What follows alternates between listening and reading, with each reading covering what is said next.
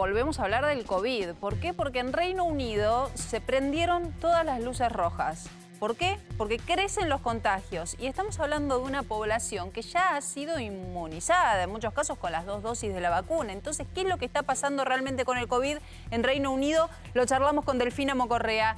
Delfi, ¿cómo estás? Muy buenas tardes. Hola, buenas tardes, equipo, buenas tardes. Sí, muy bien. Como lo que estás diciendo recién, la verdad es que la gran parte de la población ya ha sido inmunizada con sus 2 dosis y un 12% de la población ya empezó a recibir su tercera dosis.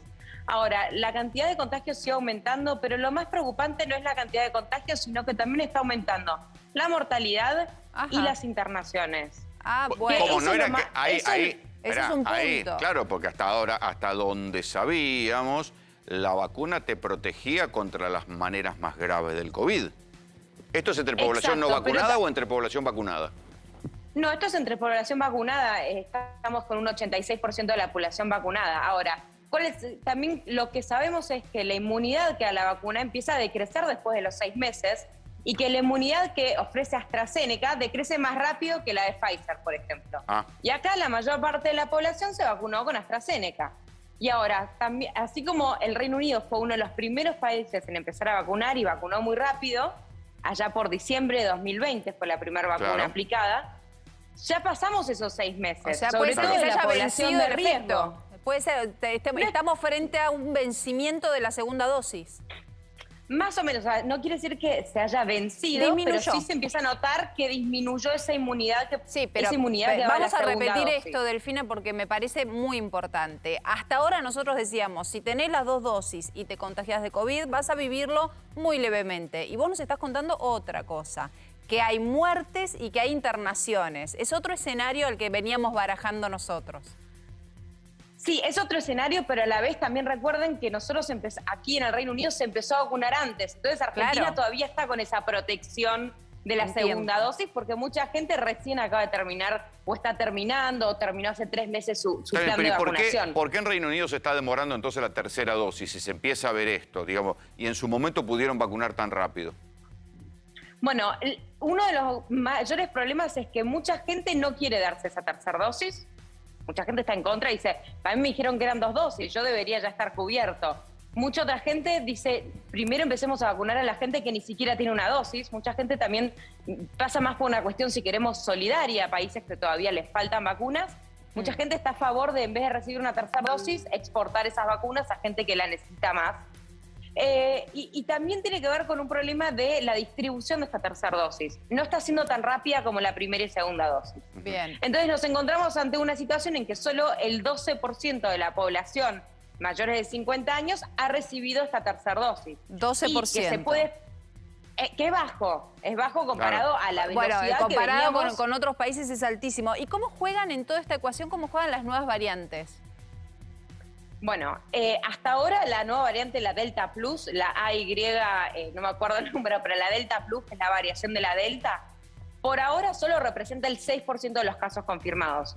Se pareciera ser un 10 a un 15% más contagiosa, pero todavía no es considerada de alto riesgo por esto, porque se identificó en julio, todavía no hay una cantidad de casos muy importante con esta nueva variante.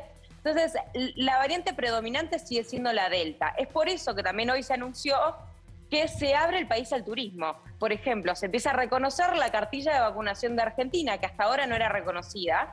Entonces, la gente de Argentina... O sea que ahora la Sputnik vale allá también. No, la Sputnik no. La cartilla de vacunación si uno ha recibido una de estas 4 vacunas. Moderna, Pfizer, AstraZeneca, Covishield entra y Johnson. Por supuesto que en la Argentina se da AstraZeneca y creo que también ustedes estaban recibiendo Moderna, pero la gente que haya recibido AstraZeneca puede ingresar acá al país. Sinopharm no, porque Estados Unidos admite Sinopharm, no lo admite Reino Unido. El Reino Unido admite esas 4 que acabo de decir, pero lo importante es que hubo un cambio, porque la semana pasada, si uno llegaba acá con su cartilla de vacunación y las 2 dosis de AstraZeneca, no contaba como vacunado, a pesar de tener las 2 dosis de AstraZeneca. Entonces, es un cambio importante y se abre el país al turismo, no solo para la Argentina, sino que son 135 países en los cuales se reconoce ya las cartillas de vacunación. Ahora... Entonces, en realidad... Sí, no, lo que quería decir es esto, que en realidad la comunidad médica dice que es negligencia lo que está haciendo el gobierno, porque estamos con una cantidad de aumentos, se abre el país, no es obligatorio el uso de barbijo, no hay aforo, no hay distanciamiento social. Entonces estamos en realidad como una vuelta a la normalidad, cuando en realidad la cantidad de contagios... ¿A pesar del aumento de casos, ni siquiera se está recomendando el barbijo? No, ese es el tema. A ver, el secretario de Salud, Sajid Javid, dijo que somos adultos y que la gente sabe cuándo tiene que usar un barbijo y cuándo no tiene que usarlo. Está bien, pero eso ya les funcionó mal en el pasado. Totalmente de acuerdo. Parece, a ver, si uno mira al Reino Unido ahora, decís, al final no aprendió nada el Reino Unido. O sí, no sé, habrá que ver en un par de meses qué es lo que depara, ¿no? Porque lo único que vamos a hacer es ver el pasado y ver que no funcionó. Y Delfina, analizándolo más bien, te pido ahora ya como ciudadana, porque aquí cuando hay medidas siempre cae la política y la campaña y se sabe que por ahí los políticos toman nota del descontento social, del agobio social. ¿Esto también pasa en Reino Unido? ¿Están especulando con los votos, con las medidas, con el clima social? ¿O realmente, no sé, ya está, tiraron la toalla con respecto a las restricciones? No, totalmente tiene un peso político muy importante. De hecho, el Partido Conservador, que es el partido de Boris Johnson, había perdido un montón de apoyo durante la pandemia por el mismo manejo de la pandemia de Boris Johnson, que recordemos que era al principio, hasta se hicieron memes que se viralizaron por todos lados de lavémonos las manos cantando el feliz cumpleaños y le vamos a ganar esta gripe. O sea, eso dijo de Boris Johnson al inicio de esta pandemia, ¿no? Entonces... Sí, después tuvo que corregir violentamente, ¿no? Acordate que después terminó siendo una de las cuarentenas más largas. Totalmente, pero digo, Boris Johnson perdió apoyo, sobre todo de sus votantes. Él era nuevo también en el gobierno, no había estado hace mucho tiempo, al igual que Alberto, ¿no? Como que no era un primer ministro que venía hace 3 años en el poder.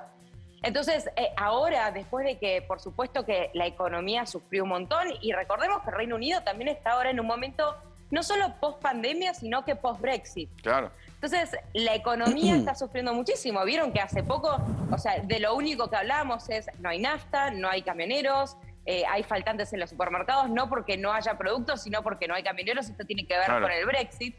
Entonces,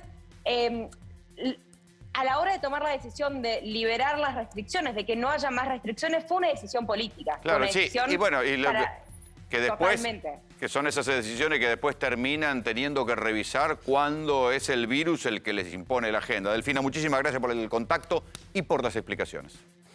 Muchas gracias a ustedes, cuídense.